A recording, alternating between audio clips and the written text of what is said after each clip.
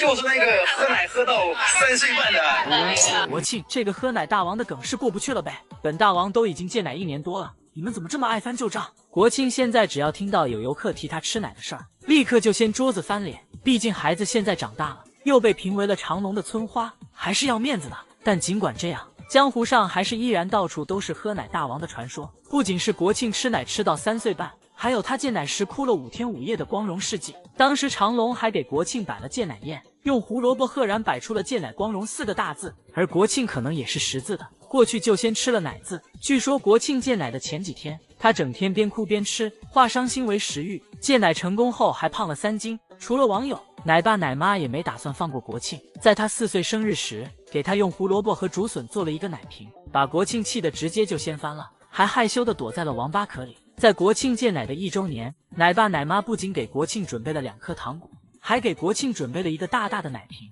而且奶爸时不时的在直播间里也要逗一逗国庆。参见大王，大王今天喝奶奶吗？对，跟妹猪去抢奶奶吧，妹猪那边有奶奶喝，还有刚刚冻好的初乳，要不要？也得亏国庆的脾气没随没亲，要不然肯定要攥紧小拳头，手捶大文奶爸了。虽然梅青脾气大，但他真的很爱小国庆。比自己还大只的国庆趴在他身上喝奶，他不仅从不拒绝，而且还会十分宠溺的亲亲。更夸张的是，国庆3岁多时，梅青妈妈还在帮他排便。果然在妈妈面前，不管多大都是孩子。但是因为国庆小时候很调皮，还被妈妈禁过足，梅青妈妈让国庆待在树干和假山围成的圈圈里，不准出去，自己则趴在水池边喝水。叛逆的小国庆自然不会这么听话，先是假装低头找东西，然后掉头就跑。梅青妈妈发现后，立刻就追了上去。这次还是好言相劝，把手搭在国庆的身上，然后在妈妈步步紧逼的情况下，国庆只好乖乖地回到圈圈里。梅青妈妈还是不放心他，连去喝水都是倒着走过去的。然而他刚趴下喝上一口，小国庆又跑了，然后梅青妈妈立刻又跟了上来。这次浅浅教训了一下这个不听话的孩子，国庆这次胆子很肥，冲出来和妈妈打，但还是被妈妈赶回去了。就这样反反复复，母女俩搞了6、7个回合。有网友说这和当年妈妈教育弟弟一样，罚弟弟站在圈圈里2小时都不准出来。现在的小国庆自己生活的也很好，而且越长越标致了。现在的他还有了小伙伴，就是亮爆镜里面的小怪熊。只是国庆也很纳闷，小怪熊怎么时而宽嘴筒，时而小逼脸？不知道国庆会不会认为小怪熊不只有1只呢？盘点梁帮妈妈遗传给后代的特点。特点1：手托脸。他们在感觉到委屈或者不高兴时，就会用手托脸，再配上气鼓鼓的表情，就显得格外可爱。在发呆或思考的时候，也会手托脸。当然，在犯困的时候，手托脸的姿势也会出现。有时候，手托脸也可能是单纯为了展示美。梅兰肉帮作为梁帮妈妈唯一的外孙女，也遗传了手托脸的动作。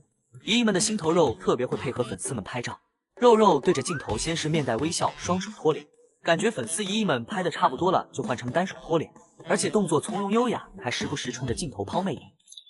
我们的心头肉好像真的知道它又美又可爱。当想到这个动作是基因的传承，就莫名多了一份仪式感。特点2：卡顿。卡顿显然已经成为帮家族标志性的特点之一。他们吃饭的时候会卡，犯困的时候也会卡，当然也可能是出现在吃瓜的时候。这天正在吃饭的梁帮妈妈听到有游客在吵架，立刻停止干饭，竖起耳朵听起来。真的在梁帮妈妈的脸上看到了吃瓜群众的表情，而且她还有过长达5分钟的卡顿记录。不知为何，帮家族成员貌似对声音都特别敏感。梁帮妈妈的卡顿在英邦的身上展现的淋漓尽致。英邦不但卡顿的更频繁，配上绝美的脸蛋，简直无敌可爱。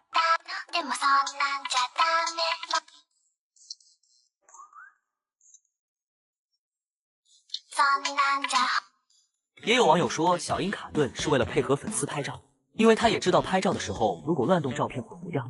特点3：吐舌头。这个表情一般会出现在震惊的时候。看23岁的梁帮妈妈吐舌头是不是无敌可爱？而且不仅妈妈会吐舌头，闺蜜也会。这是英帮吐舌头，这是小峰帮吐舌头。特点4：大圆脸。众所周知，永明老爹是个实打实的车座子，但他和梁帮妈妈生的孩子基本都是圆圆的大脸，而且长得是一个比一个好看。要说永明老爹有什么基因遗传给了后代，那铁定是这1.8米的大长腿。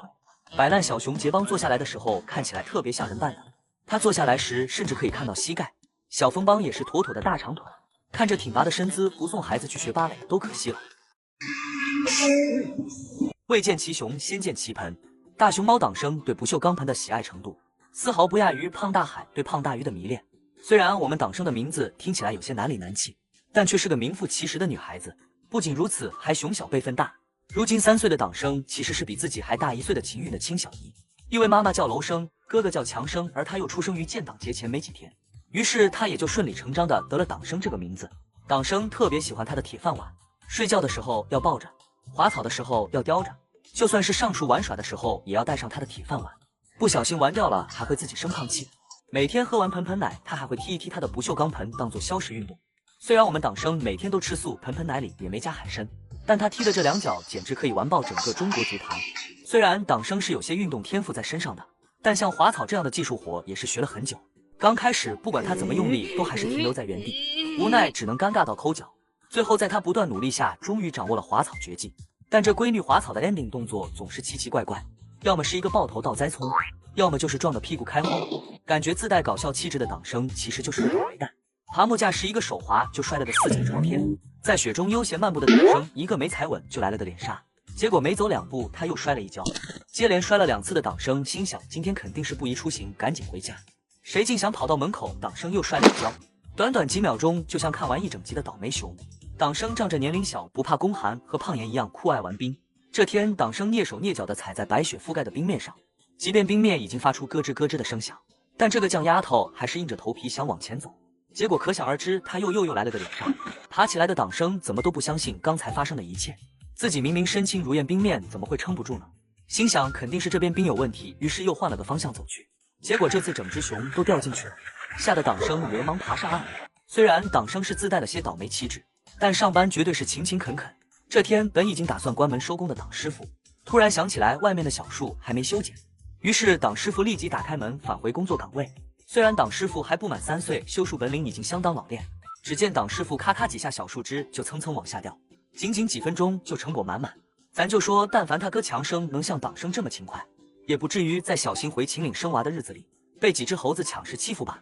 熊是铁，饭是钢，别熊的饭菜就是香。我们来看看大熊猫永动机有多爱乐于助熊，是怎样一熊舔6盆的。盆盆奶时间到了，永动机总是第一个冲过来。像这样和谐的排排坐喝盆盆奶的场面，只能持续到永动机喝完。永动机喝完后，立刻向旁边的帮帮糖发起进攻。永动机成功洗到第1个盆，紧接着向白生气发起进攻，轻而易举洗到第2个盆，随即又与锦小七交换，成功洗到第3个盆。结果刚洗了几下，又去找秦大朵交换，于是成功洗到第4个盆。同样也是只舔了几口，就叼着盆去找秦小乖交换。至此6个盆全都被他舔了一个遍。可能会有网友问他们为啥不反抗呢？锦小七用实际行动告诉我们，反抗肯定是反抗过，但事实是真的抢不过。小七的头那么大都抢不过，更别说别的熊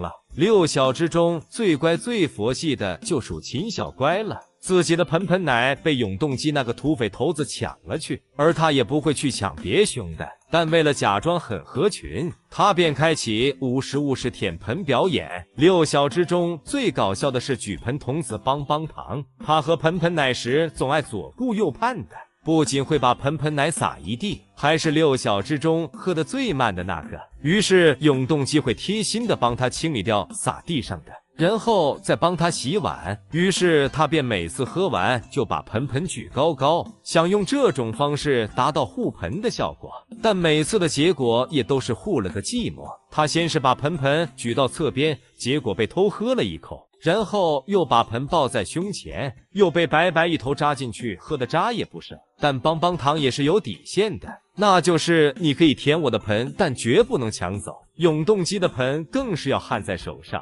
即便奶妈用胡萝卜也换不走。而小七就在一旁捡漏，奶妈用来给永动机换盆的胡萝卜最后都跑到小七的嘴里。奶妈，他不要我要。